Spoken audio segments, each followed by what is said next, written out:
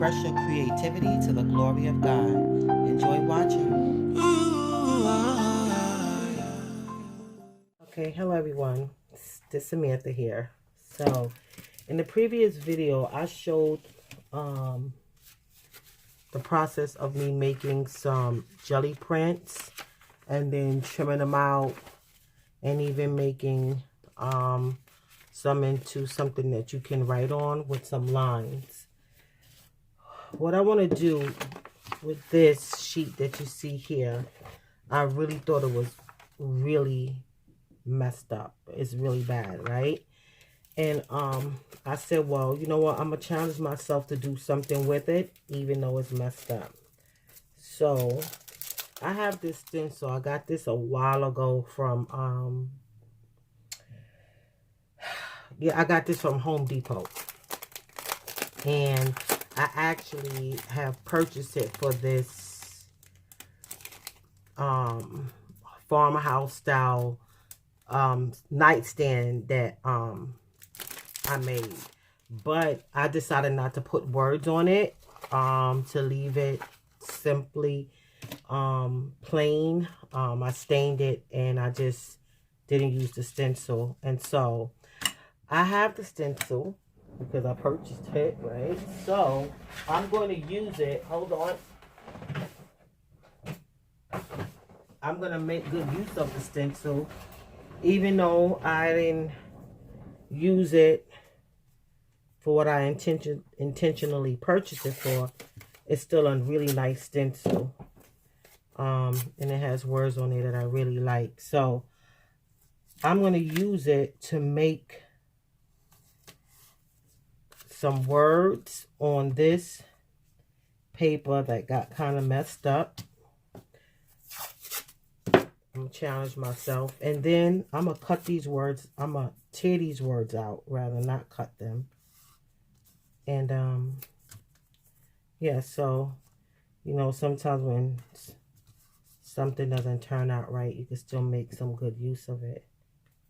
So I guess that's my intent. Plus, I just kept seeing that I could put some words on this. I'm not going to use all of the background, but I can use some of it. And so, sometimes it's just fun to play.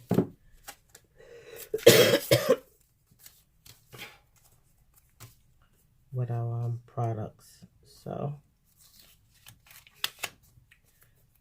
instead of just using them, I know for me, instead of using them for just projects, I like to play with them as well. So I'm just actually using a frog tape. Tape this down a bit so it won't move. I'm still gonna have to be careful with how much paint I put through the stencil, because if you put too much paint, then it begins to seep through. And I'm still learning how to you know, have a handle on that, because sometimes I could be a little bit heavy-handed with the paint. Not so much heavy-handed, but I could use too much paint, I should say. So I know I gotta tap some of this off, and then I think I'll start from the middle. See, you have to use it sparingly. At the same token, you want to make sure that you're getting the color up. You know, you're getting the color inside of the letters. So, I know stenciling and all that stuff looks easy, but the more that I learn, it's not as easy as some people think. Even like with that jelly printing, I noticed that if you put too much of the product, it's not going to come out right. It's an art to it. So it's not just, oh, I'm going to throw some paint down and that's it. There is an art to it. And especially with stenciling, because you got companies that pay, you know, people to stencil things on the side of their van, spray paint it. They have to know what they're doing. You know, buildings. They have, oops, you see how the Okay, so I'm taking my time. I am taking my time, and I'm not using too much paint, even though I would like it to be a little bit more showing up a bit more through that. But I believe if I just go ahead and I start putting too much, it's going to be a mess. It's going to get under the letters, the cracks inside of the it's going to seep underneath the stencil. I just hope it's not. You don't know until afterwards, right? I'm in frame. I may not have even need all that paint. So what I'm doing is I'm just, yeah, I'm tapping. I'm pouncing, but I'm not, I don't have that much paint on the makeup sponge. That's what I have. That's what I'm actually using. And then I pounce some off before I actually go onto the stencil.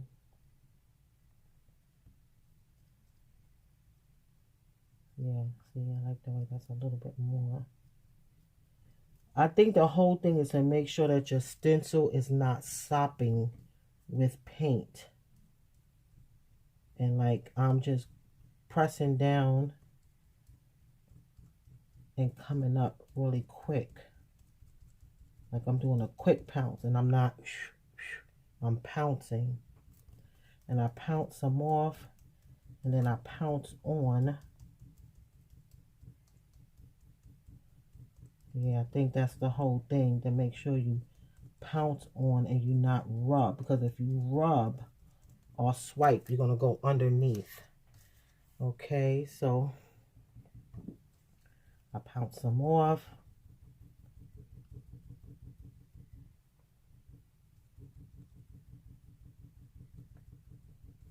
So it's almost like a dry sponge. It's dry, a dry wet sponge, I should say. Sometimes people do that with acrylic paint and with watercolor. It's a certain technique. It's like dry brushing. This is like, I don't know what this is. Dry pouncing, for lack of a better word. Okay, I think I'm going to leave that well enough alone. Let me see when I put the stencil down. Yeah, let me leave that off. Let's see. This one right here. This is happy.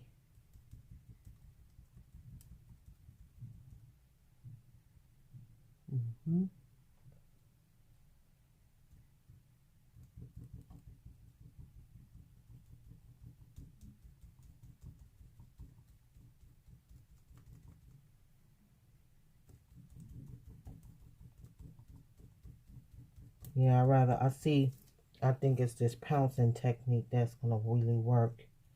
But we shall see when I take the stencil off. That's going to tell it.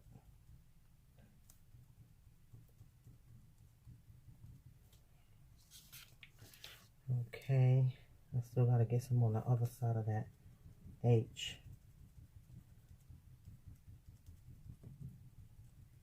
And I guess especially if you're using black, if you miss some spots, once you lift the stencil up, you can always go back over it.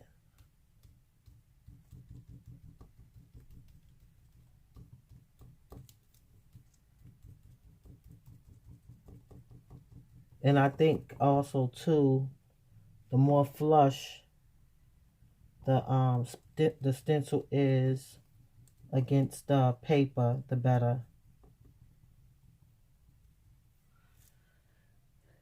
Yeah, I see that already. I don't like the way that is. Okay, hold on. Okay.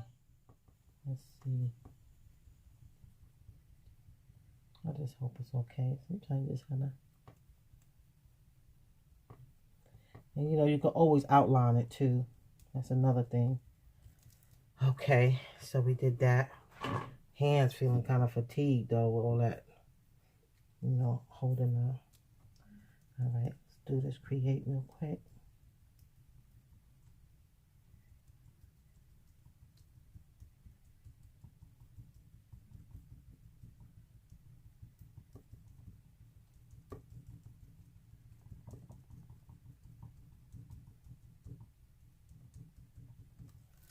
Whew.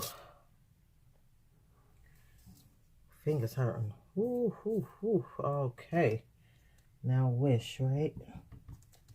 Push it up against the page.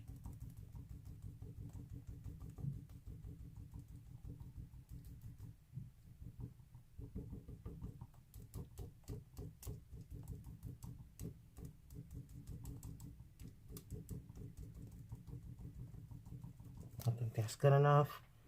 Okay. We shall see. Now we got live. Flush it up against the page. Am I in frame? Yeah. Okay.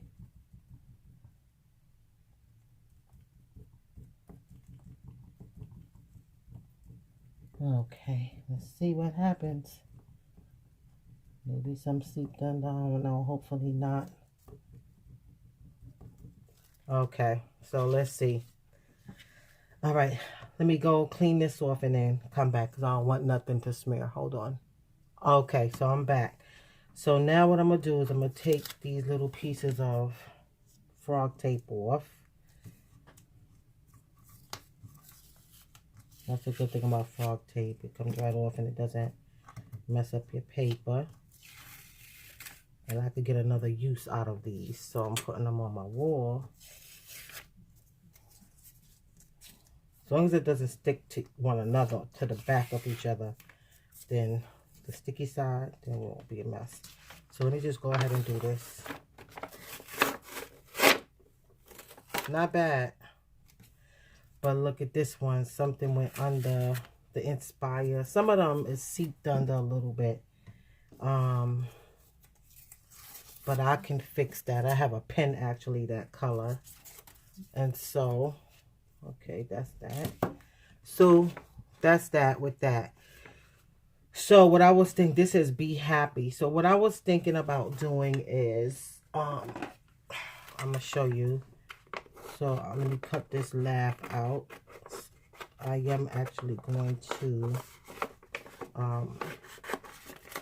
I mean, somebody try this. They can leave it straight if they want, but I don't know. I don't too much like that. So, or you could just stress the edges if you want. But I like when the edges are a little bit worn. I don't have a distresser for the edges. I probably should invest in that, or learn how to do the distress technique for the edges, besides just tearing. I know I probably could go on YouTube and find something. You probably have something out there, but I have to take my time because this is really close to the L, and I don't want to tear off any of the L. Okay, and so I have to come around. So I was like, I really have to take my time with this one because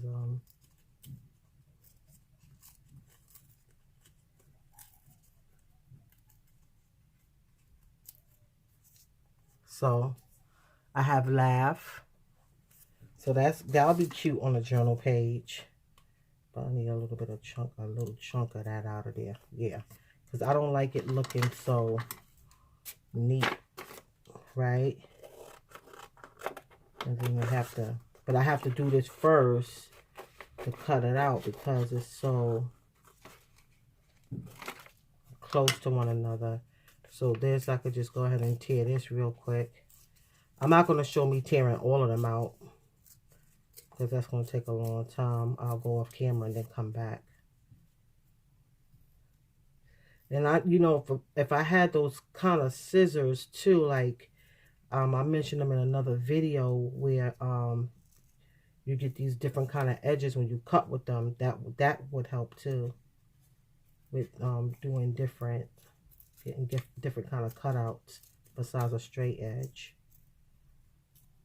I mean, straight edge is nice, it has its purpose, but sometimes I just want to be a bit more creative, and so there's hope, right? So let me go off and then come back on. Okay, I'm back. And what I did was I cut them out or tore them out in different ways. So like these right here, this is Laugh. You saw I distressed the edges by tearing them out. So there's Dream, Hope, right? When you lay them up against paper, they look really nice when you're journaling. Then these two, they were also ripped out, so the edges are distressed a bit. But as you see, they're 2 words, so you can even layer like that, right? You can layer like that. So you can put the B wherever you want. Before it was like right on top like this. But a person can go like that. They can go like that. Maybe they don't like that hanging over. You see, be happy. So it's actually a statement more so than 1 word. So I tore those out that way. These two are cut out. They're straight edges a little bit anyway. So in the event a person wants it to just be like a rectangle, they don't want it distressed, you can even use a trimmer to make sure that it's trimmed evenly. This isn't, but I'm sure you get the point. And by the time, if you outline it, it probably won't even really matter anyway. But so I did Inspire and Imagine like that. Hold on, let me put it to the side over here. Then this right here, Believe, I tapered off the edges so you can put them on a diagonal. So it doesn't have to be straight, you know, it could be on a diagonal. You could taper the edges. So, and yeah, so that's what I did with that Believe. Then you can round your edges. So that's what I did. Actually, I made like almost like an oval with this one. It's not a circle, but it's oval. See, the edges are rounded. That's Create. Maybe I should have put the other ones in my hands like that. This is Believe, Imagine, and Inspire. Making good use of that paper. It wasn't a waste. Hope, Dream, Laugh. This would look nice. Look, you layer it. Hope, Dream, Hope, Dream, Laugh. I like that. That's nice. Then you got Be Happy, so that. Then if you're someone that like fussy cutting, maybe you want to cut it out like this. This is Live. You know, and as you see, it got a little bit. But I can fix that up. I have a pen actually. That color. I think this is it. It's either this one. I think it's this one. Yep. Well, I need it anyway because I'm going to show something. Then I have this one right here where you can just cut out the letters. This word, this spells wish. So you can cut out the letters. They don't have to be together. And then you can put it any way you want. Right? Maybe somebody wants to, you know, have it different.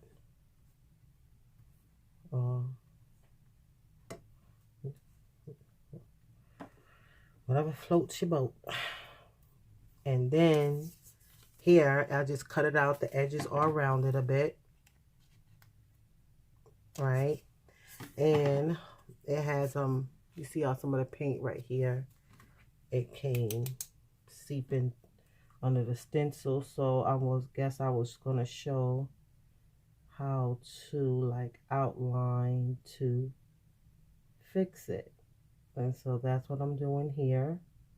So it's actually going to be thickened up a bit. And you can even You can even darken it in with a marker if it does seep through.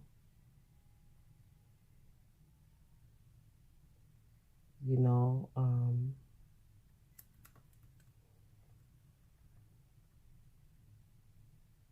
so that's what I'm doing here.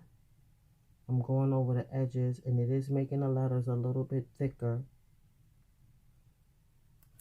And so let me finish this and then come back. Okay, so I'm back. So what I want to show is that what I did was I colored in. It was a similar color, so I colored in the word with the same color pen. You could do it with a different color pen, since the paint went under the stencil and it left it looking kind of messy. I would advise, though, if you do this and you're not using a pen where the ink dries quickly, just to make sure that you don't touch the spot, touch it, because then it'll smear, and give it some time to dry. And if you're going to use some type of liquid medium over it when you put it down on something, make sure you're using something that's water resistant, because you'll have a mess on your hands. That's the only thing with that. This pen, I do not believe this is water resistant. So when I put this down, which will not be anytime tonight, because I can dry this with a heat gun though and set it, but I would have to use like a glue stick. I wouldn't go over that with any Mod Podge or matte medium. This I would be able to, because I used a Sharpie, and this is non-bleed and is water resistant. But of course I still will wait for it to dry a bit. But what I did was, this one also had some paint where it had seeped under the stencil and it looked kind of messy. So I just went around it, but I went around it squiggly, so it looks like it was intended to be a little bit shabby around the edges. So I did that on purpose. As you can see, look at this. Let me see if you can see it. Right? So if it gets messy, you can always doctor it up by making it look messy. And it looks like it was done on purpose. And well, the outline was done like that on purpose because the paint seeped underneath the stencil a bit, and it looks kind of messy. So that is yeah, some ways to use. That's one way to use some background paper, or some, you know, if you done a technique or had some kind of jelly print paper, or I know some people call it painted papers or whatever, and it's like really a mess, and you really don't know what to do with it, but you don't want to toss it. That's one thing. Stamp some letters on it, and some words on it. One of my friends, Robin, she gave me an idea for some paper, some backgrounds that I'll make. She said, you know, I can put letters. I can use it for lettering. And I said, I'll try that, because I have some die cut letters. So that's going to be a video I'm doing soon to demo that. So that's it. So yep, that's it. Thanks for watching. God bless you, and remember, Jesus loves you. Bye bye.